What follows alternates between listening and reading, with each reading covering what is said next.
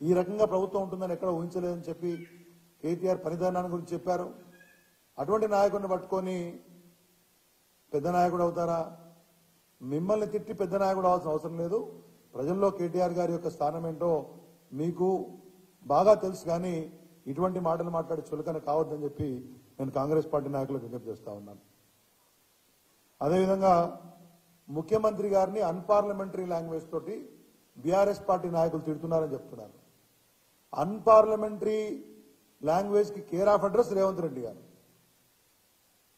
Unparliamentary language కి బూతులకి ఇష్టారీతిన మాట్లాడడానికి care of address ముఖ్యమంత్రి రేవంత్ రెడ్డి గారు. ఆయనను మేము అన్పార్లమెంటరీ అందేంటి? మాజీ మంత్రులను కేటీఆర్ గారిని, హరీష్ రావు గారిని, తర్వాత ముఖ్యమంత్రి గారిని, కేసీఆర్ గారిని, బిల్లా రంగాలని, చార్లెస్ శోభరాజులని, ముఖ్యమంత్రిలో స్థాయిలో ఉన్నటువంటి వ్యక్తి పబ్లిక్ మీటింగ్ లో మాట్లాడడాన్ని ఏ రకంగా సమర్థించుకుంటారు?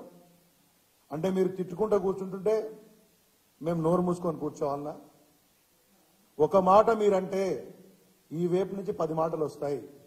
అయినా చాలా సంయమనంతో ఉంటా ఉన్నాం. ఎక్కడ కూడా మా మంత్రులు కానీ, మాజీ మంత్రులు కానీ, మా ఎమ్మెల్యేలు కానీ, పార్టీ నాయకులు కానీ, పార్టీ కేంద్రంగా కానీ ఎక్కడ ఎవరిని కూడా మేము ఇష్టారీతిన మీలాగా మాట్లాడలేదనే విషయాన్ని మీరు గమనించాలి. కానీ ఇదే రీతిన మీ యొక్క భాష ఉంటే ఖచ్చితంగా సరైన జవాబు ఉంటుందనే విషయాన్ని కూడా గమనించాలని చెప్పేసి నేను కోరుతా ఉన్నాను. చాలా హాస్యాస్పదంగా రేవంత్ రెడ్డి స్థాయికి దిగజారి మాట్లాడే పరిస్థితి మాకు అవసరం లేదు. ఈ రకంగా మీరు బిల్లా రంగాలని ఇవన్నీ మాట్లాడితే ప్రజలను మిమ్మల్ని రాబోయే రోజులలో వారే సరైన జవాబు చెప్తారని కూడా మీకు చెప్తా ఉన్నాను. ఇకపోతే బీఆర్ఎస్ ప్రభుత్వంలో సెక్రటేరియట్ జైలు లాగా ఉండేది అని మాట్లాడుతూ ఉన్నారు. అది సెక్రటేరియట్ జైలు లాగా ఉంటుందా? జైలు లాగా ఉందా? మొత్తం దేశంలోనే ఒక అత్యంత బ్రహ్మాండమైనటువంటి పరిపాలనా భవనాన్ని రాష్ట్రానికి తలమానికంగా ఉండాలి, దేశంలోనే అగ్రగామిగా ఉండాలి, గతంలోలాగా విసిరేసినటువంటి భవనాల్లా కాకుండా రాష్ట్ర పరిపాలన చక్కగా ఉండాలంటే ఒక సువిశాలమైనటువంటి మంచి ప్రాంగణంలో రాష్ట్ర యొక్క ఇమేజ్ ని తలపింపజేలా మంచి సమర్థమైన పాలన ఉండాలి అని చెప్పి రేపు ఎవరు వచ్చినా నేను మీ ద్వారా గుర్తు చేసుకున్నాను.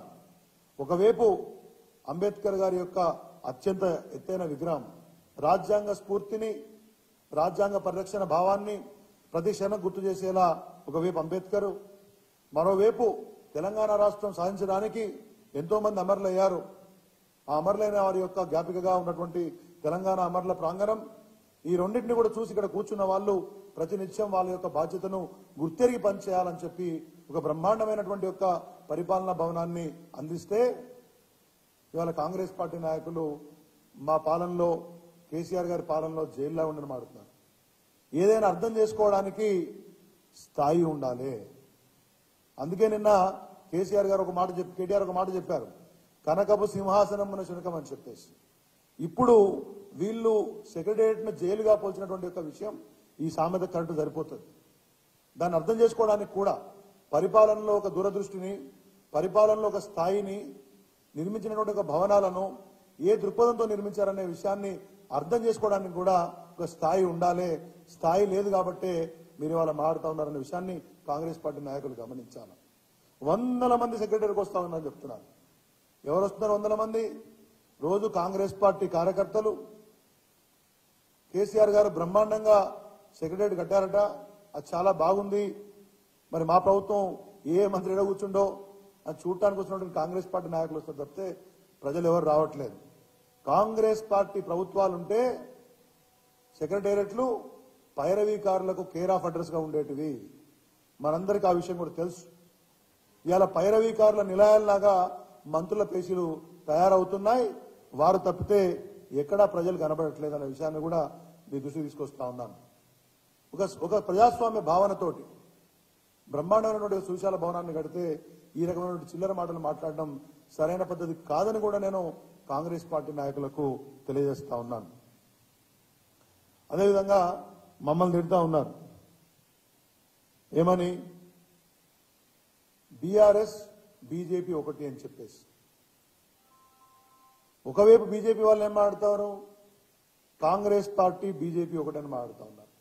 ఈ రెండు పార్టీలకు నేను చెప్తా ఉన్నాను, పొద్దున లేస్తే బీఆర్ఎస్ పేరు తలవకపోతేనో, కేసీఆర్నో కేటీఆర్నో తిట్టకపోతేనో, ఇంకా కూడా మీ ఓటు బ్యాంకును పదిలపరుచుకునే పరిస్థితుల్లో కానీ, లేకపోతే వార్తల్లో ఉండని పరిస్థితిని కానీ వాళ్ళ నాయకులే మాకు గుర్తు చేస్తా ఉన్నారు, ప్రజలకు గుర్తు చేస్తా ఉన్నారు. బీఆర్ఎస్ బీజేపీ ఒకటంటే 4 మైనార్టీ ఓట్లు రాలకపోతాయా అని కాంగ్రెస్ పార్టీ, కాంగ్రెస్ బీఆర్ఎస్ ఒకటంటే మరో రకంగా ఓట్లు రాలకపోతాయని చెప్పేసి బీజేపీ మాట్లాడుతున్న సందర్భాన్ని మనం చూస్తా ఉన్నాం. ఇవాళ కాంగ్రెస్ అదేవిధంగా బీజేపీ యొక్క ఫెవికాల్ బంధం ఎట్లుందో నిన్న మనం చూసాం. ప్రొఫెసర్ దాసో శ్రవణ్ గారిని, ఒక వెనుకబడ్డ తరగతి చెందినటువంటి సత్యనారాయణ గారిని గవర్నర్ కోటాలో ఎమ్మెల్సీలుగా నామినేట్ చేస్తే వివిధ కారణాలు చూపి సహేతుకమైనటువంటి కారణాలు లేకుండానే తిరస్కరించినటువంటి గవర్నర్ గారు ఇవాళ సాయంత్రం బొకే పట్టుకొని రేవంత్ రెడ్డి గారు పోతారు. మర్నాటికే కోదండరామ్ గారిది ఇంకో అమీర్ అలీ ఖాన్ ఎవరో ఉన్నారు, వారిద్దరిది ఎమ్మెల్సీలుగా నియామకం అమోదం వస్తుంది. దాసో శ్రవణ్ గారేమో రాజకీయ నాయకుడు అవుతాడు, ఒక పొలిటికల్ పార్టీకి హెడ్గా ఉన్నటువంటి కోదండరామ్ గారేమో సమాజ సేవకుడు ఎట్లయితారో గవర్నర్ గారు చెప్పాలి.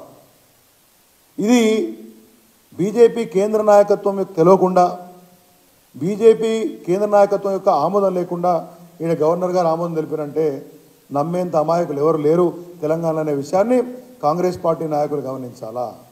నేను చాలా క్లియర్గా చెప్తా ఉన్నాను, రేవంత్ రెడ్డికి కిషన్ రెడ్డికి ఒక బ్రహ్మాండమైనటువంటి టేసిడ్ అండర్స్టాండింగ్, ఓ బ్రహ్మాండమైనటువంటి అంతర్గతమైనటువంటి ఒక ఒప్పందం ఉంది కాబట్టే అనుబంధం ఉందనే విషయాన్ని రాష్ట్ర ప్రజలకు తెలుసు, చాలా మందికి తెలుసు. మీరేదో దాన్ని దాచాలనుకుంటే కుదరదు. హుజురాబాద్ ఉప ఎన్నికల్లో కాంగ్రెస్ పార్టీని తాకట్టు పెట్టి ఆ ఓట్లన్నీ బీజేపీకి ట్రాన్స్ఫర్ చేయించింది రేవంత్ రెడ్డి గారు కాదా అని చెప్పేసి అడుగుతా ఉన్నాను.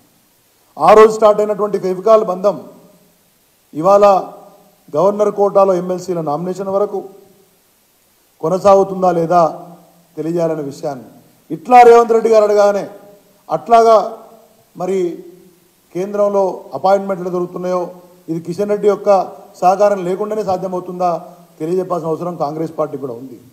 కాబట్టి ఊరికనే బట్టగాల్చి మీదేస్తాం, ఏదో బీజేపీని బీఆర్ఎస్ని ఒక గాట కడితే లబ్ధి పొందుదామని చెప్పేసి మీరేమో అంతర్గతంగా సంబంధాలు పెట్టుకుంటారు, ఒకరికొకరు మేలు చేసుకుంటూ ఉంటారు. బీఆర్ఎస్ను మొత్తంగా ఇద్దరు కలిసి ఆ రోజు వేరే ఒక నాయకుడు చెప్పినట్లు, ఓ పత్రికాధిపతి చెప్పినట్టు బీఆర్ఎస్ను ఫినిష్ చేస్తారు, చేయాలని మోదీ గారు చెప్పినట్లు వచ్చిన వార్తలు మీరే చెప్తారు. మళ్ళీ బీఆర్ఎస్ బీజేపీ ఒకటని కాంగ్రెస్, బీఆర్ఎస్ కాంగ్రెస్ ఒకటని బీజేపీ అని చెప్పడం అనేది ఆ రెండు పార్టీల బీఆర్ఎస్ బీజేపీ కాంగ్రెస్ల యొక్క దొంగనాటకం అనే విషయాన్ని ఇవాళ ప్రజలకు నేను తెలియజేసుకున్నాను. I'm repeating my statement. Kishan Reddy గారి యొక్క రేవంత్ రెడ్డి గారి యొక్క రహస్య మైత్రి బంధాన్ని రాబోయే రోజుల్లో ప్రజల ముందు నిల్చోబెడతాం. ఈ రెండు పార్టీలు కలిసి ఇవాళ బీఆర్ఎస్ను దెబ్బతీయదలుచుకున్నారు, అదేవిధంగా వాళ్ళ కార్యాచరణ ఉందనే విషయాన్ని కూడా ఇవాళ ప్రజలు గమనిస్తూ ఉన్నారు. ఖచ్చితంగా ఈ రహస్య మైత్రి బంధం రాబోయే రోజుల్లో మరింత తేడదలయ్యే విధంగా ప్రజలకు తెలియజెప్తాం. ఇవాళ ప్రజాస్వామ్య భావన లేకుండా కాంగ్రెస్ పార్టీ నాయకులు మాట్లాడుతూ ఉన్నారు. నిన్న రవి గారు, కేసీఆర్ గారు తెలంగాణ రాష్ట్ర ప్రజల యొక్క స్వేచ్ఛను హరించారట. కొద్దిగా ఇంగిత జ్ఞానం ఉండి మాట్లాడాలా? మీరంతా సీనియర్ నాయకులు, గతంలో ఎంపీలుగా పనిచేసినారు, గతంలో ఇటువంటి హోదానే అనుభవించినారు. ఇంకా కొంతమంది మంత్రులు మాట్లాడుతూ ఉన్నారు, ఇది బద్దలు కొట్టాం, అది బద్దలు కొట్టాం, స్వేచ్ఛావాయువులు పెంచుకుంటున్నారని.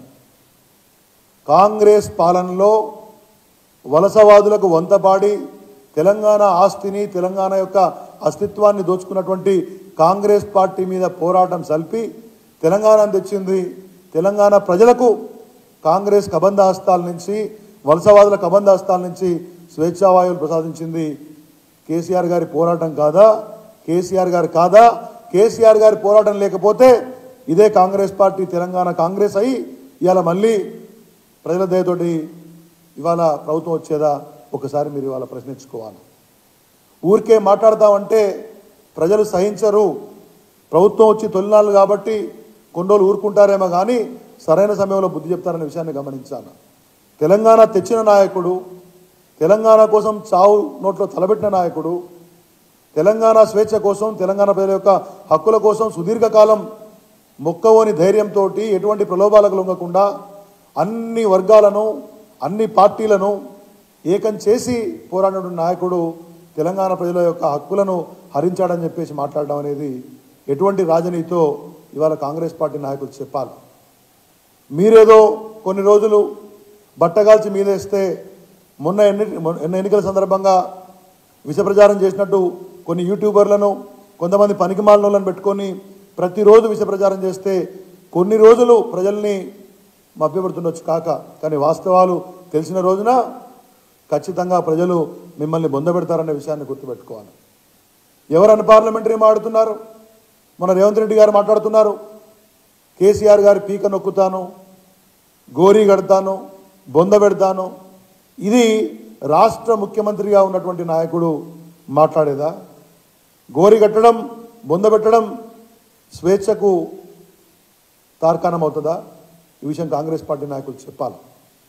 కాబట్టి గురువింద గింజ సామెతలాగా మీరు ప్రతిరోజు బీఆర్ఎస్ పార్టీని తిడుతూ, మేము మళ్ళీ రెస్పాండ్ అయితే మమ్మల్ని తిడుతున్నారు, మా ప్రభుత్వం కొత్తగా వచ్చింది అని, కొత్తగా వచ్చిందనే విషయం మాటను దాగే ప్రయత్నం చేస్తూ ఉన్నారు. నేను చాలా క్లియర్గా చెప్తా ఉన్నాను, ప్రతిరోజు విమర్శించడం కాదు. ఏం చెప్పినారు? బీహార్ గ్యాంగ్ అని చెప్పారు, చాలామంది అధికారులను విమర్శించారు. ఇవాళ ఏం జరుగుతోంది? ఆ రోజు ఎవరైతే అధికారులను రేవంత్ రెడ్డి గారు విమర్శించినాడో, ఆ రోజు ఎవరైతే కేసీఆర్ గారికి అనుకూలంగా పనిచేస్తున్నారు, ఇష్టారీతిన పనిచేస్తున్నారని చెప్పినటువంటి ఒక అదే అధికారులను మీరు ఇవాళ కీలక స్థానాల్లో నియమించుకుంటున్నారా లేదా? అంటే మేము అధికారులకు, సమర్థులైన అధికారులకు అవకాశం ఇస్తేనేమో మా అవసరాలకు వినియోగించుకున్నట్టు, ఇవాళ అదే అధికారులను మీరు కీలకమైనటువంటి స్థానాల్లో నియమిస్తే గొప్ప పని ఎట్లా చేసినట్టు అవుతుందో ఇవాళ రేవంత్ రెడ్డి గారు కానీ, కాంగ్రెస్ పార్టీ నాయకులు కానీ, నిన్న మాట్లాడినటువంటి మల్లురావు గారు కానీ చెప్పాలి. నేను అందుకే మొన్న కూడా చెప్పాను, కాంగ్రెస్ పార్టీ యొక్క నైజం చెప్పేది ఒకటి, చేసేది ఒకటిలాగా ఉందనే విషయాన్ని మరి ఇవాళ నేను మీకు చెప్పదలుచుకున్నాను. ఒకటే విషయం, పోయినసారి 16 హామీలు ఇచ్చారు పోయిన ప్రభుత్వంలో, బీఆర్ఎస్ పార్టీ ఒక్కటి కూడా అమలు చేయలేదని చెప్తున్నారు. కొద్దిగానైనా ఆలోచించి మాట్లాడండి. అబద్ధాలు చెబితే ప్రభుత్వం మీద వచ్చింది కాబట్టి మీరు ఏం చెప్తే అది ప్రజలు నమ్ముతారనే విషయాన్ని కాంగ్రెస్ పార్టీ నాయకులు కనుక నమ్మితే అది అమాయకత్వం అవుతుంది. మేనిఫెస్టోలో చెప్పిన అంశాలే కాకుండా మేనిఫెస్టోలో చేర్చని అంశాలను కూడా అమలు చేసినటువంటి ఒక ఘనత కేసీఆర్ గారి ప్రభుత్వాన్ని. ఉదాహరణకు రైతు బంధు, ఉదాహరణ కళ్యాణ లక్ష్మి, ఇవేవి మేము మేనిఫెస్టోలో చెప్పలే, అయినా అమలు చేసినాం. ఇవాళ 2009లో నేను కాంగ్రెస్ పార్టీ గుర్తుగా తెలుసుకున్నాను. 2009లో మీ యొక్క మేనిఫెస్టోలో తండాలను గ్రామ పంచాయతీలుగా చేస్తామని చెప్పినారు, కానీ మీరు ఆ రోజు అమలు చేయలేదు.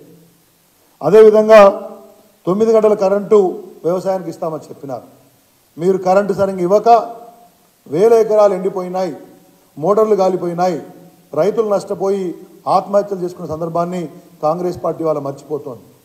ఆ తర్వాత వచ్చినటువంటి ప్రభుత్వం, కేసీఆర్ గారి ప్రభుత్వం 24 గంటల కరెంట్ ఇచ్చింది, రైతులకు ఉచిత కరెంట్ ఇచ్చింది. అదేవిధంగా అన్ని తండాలను గ్రామ పంచాయతీలు చేసి ఇవాళ గిరిజన సోదరులు స్వయం పాలన మాధుర్యాన్ని వాళ్ళకి ఇచ్చినాం. హామీలు అమలు చేసింది కేసీఆర్ ప్రభుత్వం, చెప్పినవి చెప్పని విషయాలను కూడా అమలు చేసింది కేసీఆర్ ప్రభుత్వం అనే విషయాన్ని మీరు గమనించాలా. చివరగా బీఆర్ఎస్ పార్టీకి అభ్యర్థులు లేరు, ప్రభుత్వం పోగానే బీఆర్ఎస్ పార్టీకి పార్లమెంటుకు పోటీ చేయడానికి అభ్యర్థులు లేరనే విషయాన్ని చెప్తా ఉన్నారు. మీది అమాయకత్వమో అజ్ఞానమో కాంగ్రెస్ పార్టీ నాయకులు తెలుసుకోవాలి. మా సంగతి ఎందుకు నాయన, ముందు మీ సంగతి తెలుసుకోండి. ప్రభుత్వం వచ్చినా అన్ని సీట్లలో పోటీ చేయడానికి నిజంగా 17 సీట్లలో మీకు ఉన్నారా వాస్తవానికి ఒకసారి గమనించుకోండి. అవకాశవాదులు తప్పితే ఇవాళ ఖచ్చితంగా అన్ని స్థానాల్లో 1/2 డజన్కు పైగా అభ్యర్థులు మా దగ్గర పోటీ పడతా ఉన్నారు, సమర్థులు పోటీ పడతా ఉన్నారు. ఇలా కాంగ్రెస్ పార్టీ కానీ బీజేపీ కానీ ప్రగల్భాలు పలుకుతూ ఉన్నారు. బీఆర్ఎస్ పార్టీకి సీట్లు రావు, పార్లమెంట్ ఎన్నికల తర్వాత పార్టీ మాయమైపోతుంది, నేను మీడియా ముఖంగా చెప్తా ఉన్నాను తెలంగాణ ప్రజలకు, నేను మీడియా ముఖంగా ప్రజలకు తెలియదలుచుకున్నాను. కాంగ్రెస్ కానీ బీజేపీ కానీ వాళ్ళ సిట్టింగ్ స్థానాలు గెలుచుకుంటే చాలు. మీకు దమ్ముంటే మీ సిట్టింగ్ స్థానాలు నిలబెట్టుకోండి. బీఆర్ఎస్ పార్టీ ఖచ్చితంగా పార్లమెంట్ ఎన్నికల్లో సిట్టింగ్ స్థానాలు నిలబెట్టుకుంటాం. మరిన్ని స్థానాలు గెలిచే విధంగా మా ప్రయత్నం ఉంటుంది. ఆ విధంగా ప్రజల మద్దతు ఉంటుందని మేము ఆశిస్తూ ఉన్నాం. నేను ఛాలెంజ్ చేస్తూ ఉన్నాను, బీజేపీ కానీ కాంగ్రెస్ పార్టీ కానీ వాళ్ళ యొక్క సిట్టింగ్ స్థానాలు గెలుచుకుంటే చాలు. ముందు మల్లురవి లాంటి వాళ్ళు మరి వాళ్ళకి సీట్లు వస్తాయా రావా, పార్లమెంటు సీటు కోసమే మమ్మల్ని తిడుతున్నారా ఓసారి తేల్చుకోవాలి. చేతనైతే ఇటు రేవంత్ రెడ్డి సిట్టింగ్ స్థానం కానీ ఇటు కిషన్ రెడ్డి స్థానం కానీ నిలుచుకునే ప్రయత్నం చేయాలి. కాబట్టి మమ్మల్ని తిట్టడం కాదు కాంగ్రెస్ నాయకులారా, ప్రభుత్వ పెద్దలారా, మీరు మీ ప్రభుత్వం వైపు నుంచి ప్రజలకు ఇచ్చినటువంటి 6 హామీలకు ఇప్పటికే చాలా వాటికి మంగళం పలుకుతున్నట్టు మరి ప్రజలు అనుకుంటా ఉన్నారు. 2 హామీల తర్వాత 3వ హామీకి అడుగు ముందు పడతలేదు. రేపు మాపు అని కాలం గడుపుతా ఉన్నారు. 4 రోజులైతే ఎలక్షన్ కోడ్ వస్తుంది. మీకు చిత్తశుద్ధి ఉంటే మిగతా 4 హామీలను పార్లమెంట్ ఎన్నికల కోడ్ వచ్చేలోగా కార్యాచరణలకు తీసుకొని వచ్చి తెలంగాణ ప్రజలకు ఇచ్చిన హామీలను మరి అమలు చేయాలని చెప్పేసి నేను కోరుతా ఉన్నాను. కాబట్టి మమ్మల్ని తిడితే ప్రజలు ఓట్లు వేయరు, హామీలు అమలు చేస్తే వేస్తారు. కానీ ఇదే విధంగా మీ వాచాలత్వం కొనసాగితే, ఇదే విధంగా మీ యొక్క భాష కొనసాగితే ధీటైన సమాధానం బీఆర్ఎస్ పార్టీ చెప్తుందనే విషయాన్ని మీ ద్వారా కాంగ్రెస్ పార్టీకి తెలియజేస్తూ ముగిస్తున్నాను. ధన్యవాదాలు. Okay, thank you.